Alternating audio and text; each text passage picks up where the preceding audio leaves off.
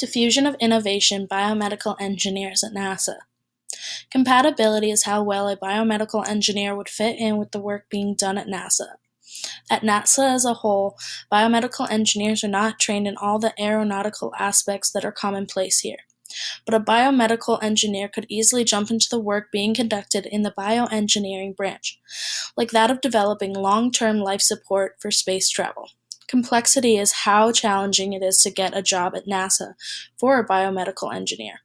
There are fewer job opportunities for biomedical engineers than there are for aerospace engineers. Biomedical engineers can only really get a job in the bioengineering branch.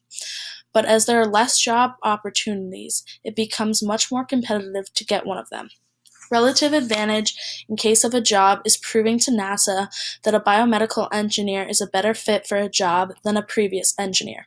Luckily, NASA has a branch dedicated to bioengineering, where a biomedical engineer can work on astronaut and pilot health and other work centered around biological life support.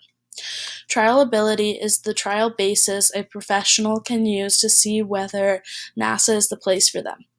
NASA has amazing internship opportunities for engineers of all backgrounds and a great fellowship program which could allow a biomedical engineer to figure out if they see themselves working for NASA long term. Observability is the work done by a biomedical engineer at NASA. This work cannot be run on a simulation at this time to prove that it works. It can mainly only be supported by whether or not it worked in a zero-gravity environment, which is difficult to replicate on Earth.